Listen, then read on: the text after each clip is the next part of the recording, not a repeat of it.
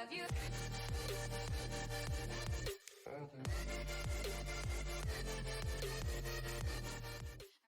What's going on, everybody? Welcome to another episode of the Artist Reads Bible. Today we're going to be starting with Genesis 30. And Genesis 30 is a little lengthy, and 31 is a lot lengthy. So I don't know. We're at least doing 30. I don't know if we'll do 30 and 31. We'll see. As usual, I got my highlighter. I got my decaf Java juice. And I got the living Word of God. And yes, I still got my hat on. Because no, I still haven't got my haircut done yet. Here before long, I'm just going to do it myself. Let's get started on reading God's Word, shall we? Chapter 30.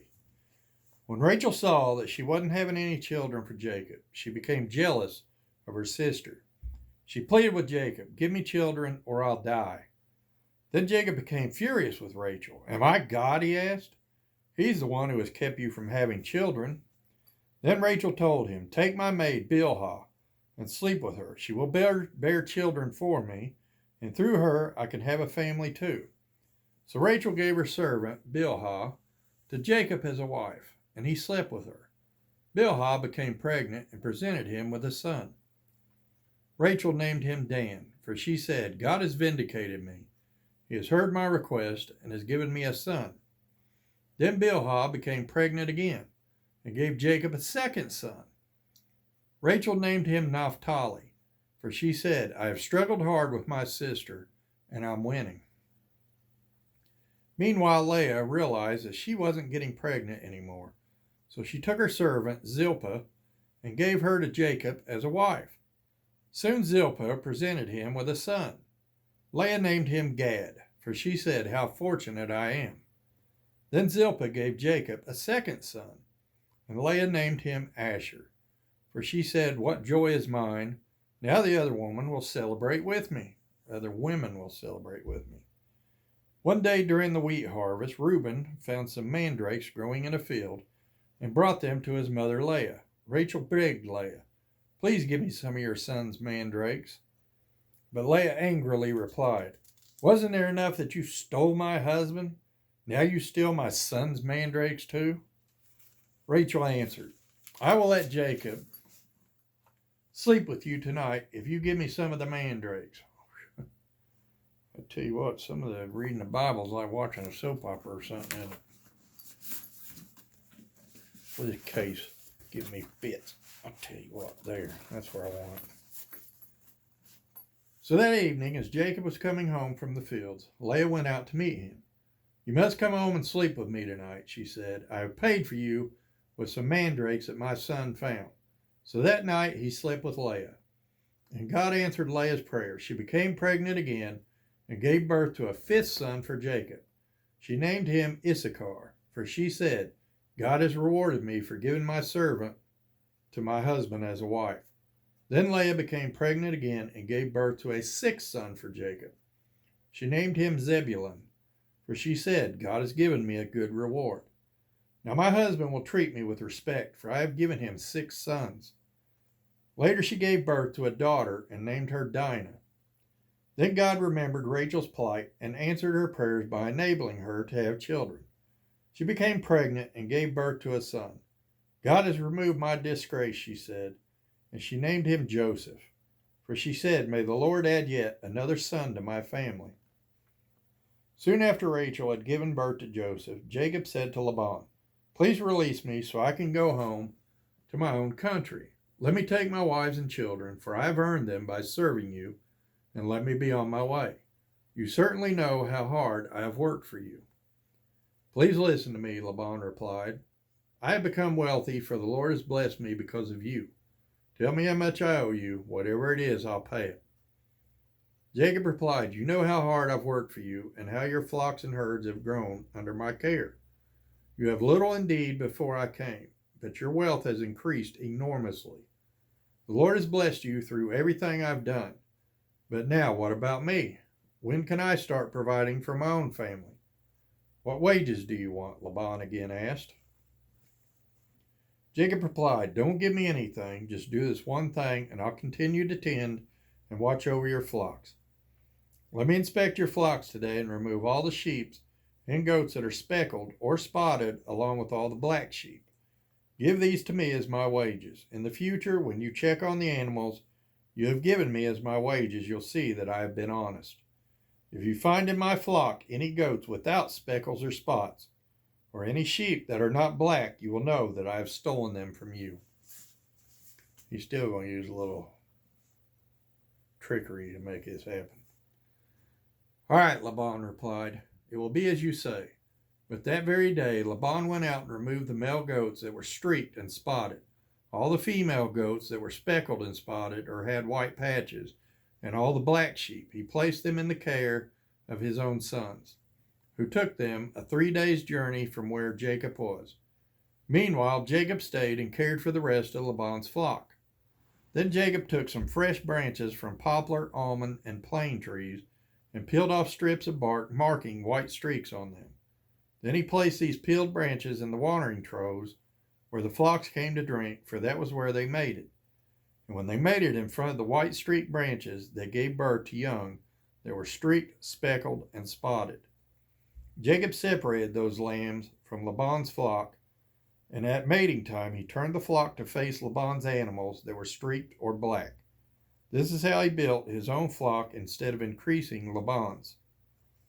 Whenever the stronger females were ready to mate, Jacob would place the peeled branches in the watering troughs in front of them. Then they would mate in front of the branches, but he didn't do this with the weaker ones. So the weaker lambs belonged to Laban, and the stronger ones were Jacob's.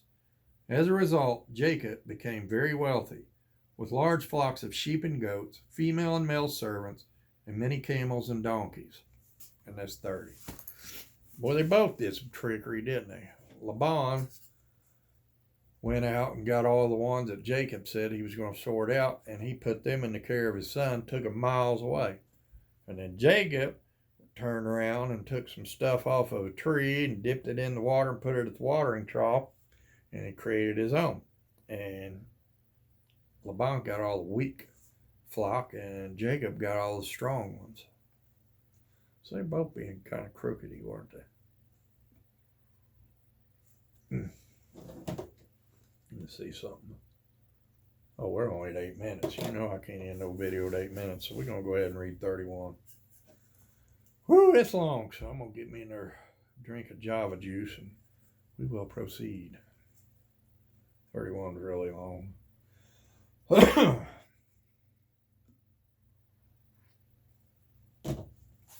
right, let's get going. Jacob flees from Laban, chapter 31. But Jacob soon learned that Laban's sons were grumbling about him. "Jacob has robbed our father of everything," they said. "He has gained all his wealth at our father's expense." And Jacob began to notice a change in Laban's attitude toward him. Then the Lord said to Jacob, "Return to the land of your father and grandfather and to your relatives there, and I will be with you." So Jacob called Rachel and Leah out to the field where he was watching his flock. He said to them, "I have noticed that your father's attitude toward me has changed, but the God of my father has been with me. You know how hard I have worked for your father, but he has cheated me, changing my wages 10 times. But God has not allowed him to do me any harm. For if he said, 'The speckled animals will be your wages,' the whole flock began to produce speckled young." Well, that's kind of by your own doing there, Jacob. "And when he changed his mind and said, 'The striped animals will be your wages,' then the whole flock produced striped young. In this way, God has taken your father's animals and given them to me." One time during the mating season, I had a dream and saw that the male goats mating with the females were streaked, speckled, and spotted. Then in my dream, the angel of God said to me, "Jacob," and I replied, "Yes, here I am." The angel said, "Look up and you will see that only the streaked, speckled, and spotted males are mating with the females of your flock. For I have seen how Laban has treated you. I am the God who appeared to you at Bethel, the place where you anointed the pillar of stone and made your vow to me. Now get ready and leave this country and return to the land of your birth." Rachel and Leah responded, "That's fine with us. We won't inherit any of our father's wealth anyway. He has reduced our rights to those of foreign women." And after he sold us, he wasted the money you paid him for us. All the wealth God has given you from our father legally belongs to us and our children.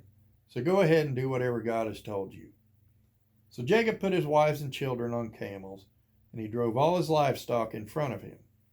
He packed all the belongings he had acquired in Padan Aram and set out for the land of Canaan, where his father Isaac lived. At the time they left, Laban was some distance away, shearing his sheep. Rachel stole her father's household idols and took them with her. Never learn. No other gods before me. Do not worship false idols. Jacob outwitted Laban the Aramean, for they set out secretly and never told Laban they were leaving. So Jacob took all his possessions with him and crossed the Euphrates River, heading for the hill country of Gilead.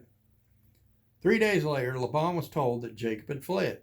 So he gathered a group of his relatives and set out in hot pursuit. He caught up with Jacob 7 days later in the hill country of Gilead. But the previous night God had appeared to Laban the Aramean in a dream and told him, "I'm warning you, leave Jacob alone."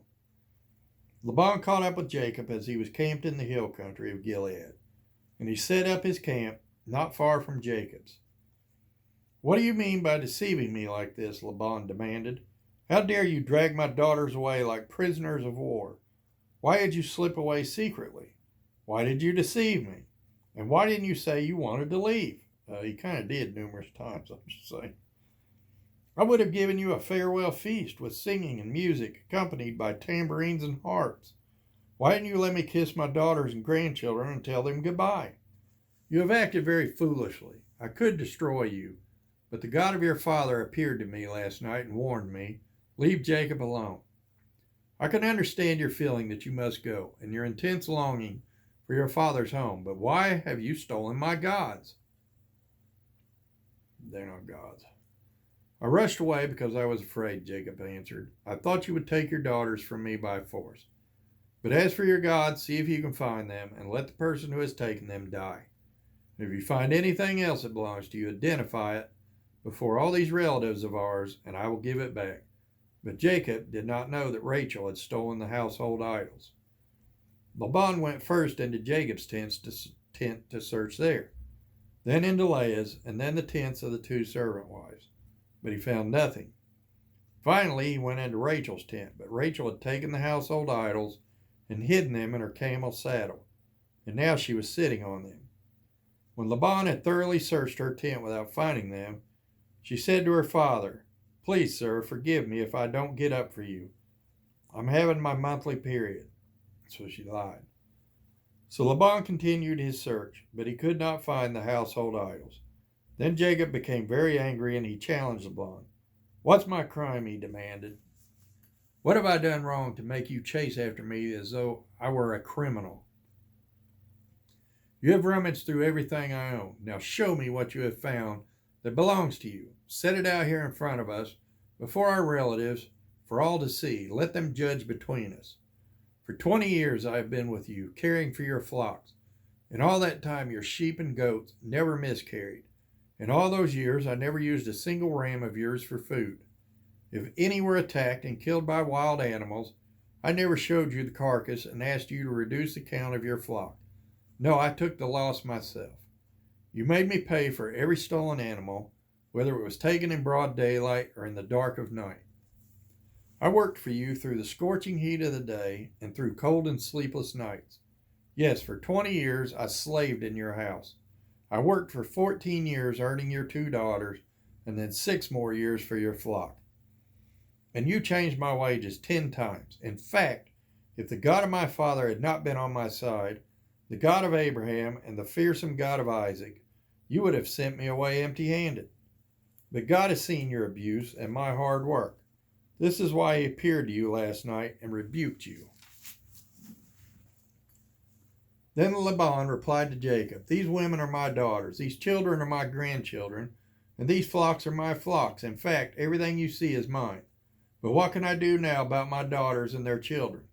So come, let's make a covenant, you and I, and it will be a witness to our commitment." So Jacob took a stone and set it up as a monument. Then he told his family members, "Gather some stones." So they gathered stones and piled them in a heap. Then Jacob and Laban sat down beside the pile of stones to eat a covenant meal. To commemorate the event, Laban called the place Jegar Sahadatha, which means witness pile in Aramaic, and Jacob called it Gilead, which means witness pile in Hebrew. Then Laban declared, "This pile of stones will stand as a witness." This daggum thing. Stand as witness to remind us of the covenant we have made today. This explains why it was called Gilead, witness pile, but it was also called Mizpah, which means watchtower. For Laban said, "May the Lord keep watch between us to make sure that we keep this covenant when we are out of each other's sight. If you mistreat my daughters, or if you marry other wives, God will see it, even if no one else does. He is a witness to this covenant between us. See this pile of stones," Laban continued, "and see this monument I have set between us. They stand between us as witnesses of our vows. I will never pass this pile of stones to harm you, and you must never pass these stones or this monument to harm me. I call on the God of our ancestors, the God of your grandfather Abraham, and the God of my grandfather Nahor, to serve as a judge between us." So Jacob took an oath before the fearsome God of his father Isaac to respect the boundary line. Then Jacob offered a sacrifice to God there on the mountain and invited everyone to a covenant feast. After they had eaten, they spent the night on the mountain. Laban got up early the next morning, and he kissed his grandchildren and his daughters and blessed them. Then he left and returned home. And that was 31. Man, he worked 20 years before he could even really, well, he kind of did start his family there, but before he could get on his way, 7 years for one daughter, which he was deceived. He thought it was Rachel, or was it Leah? I don't remember, one or the other. And then he was tricked, so then he had to work another 7 years for the other one, the one he actually wanted. And then he had to work another 6 years for the flock. So 20 years. Whew, man. I'd say he was well deserved the things he earned, the things that was coming to him. 20 years is a long time work for something. Well, not really. Because if you're married, you're working at it every day of your life. You know, I don't know too many married couples out there that everything just clicks. Everything's just perfect. I don't know a married couple out there that doesn't argue. I don't know a married couple out there that doesn't have financial problems. I don't know a married couple out there that doesn't have family problems from this, the wife's side of the family or the husband's side of the family. I don't think it exists. If it does, it's very extremely rare. So you're constantly working at your marriage pretty much till the day you die. And then when you have kids, well, then you got problems with your kids. You got problems with the kid's spouse. You got problems with the kid's kids. You got problems with, and it goes on. And I thought it never ends. Financial problems, you're always going to have them somewhere. Car's going to break down, appliance going to break down, roof, you're going to need a new roof, and your house insurance cover, maybe you don't have house insurance. I mean, you're always got to be working on it, don't you? So, I mean, kind of a similar thing, I guess. You work a job till you retire. Well, most people do. I mean, it's kind of a thing, I reckon.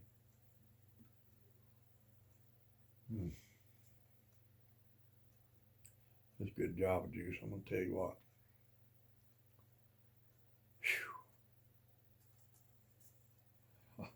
Coffee.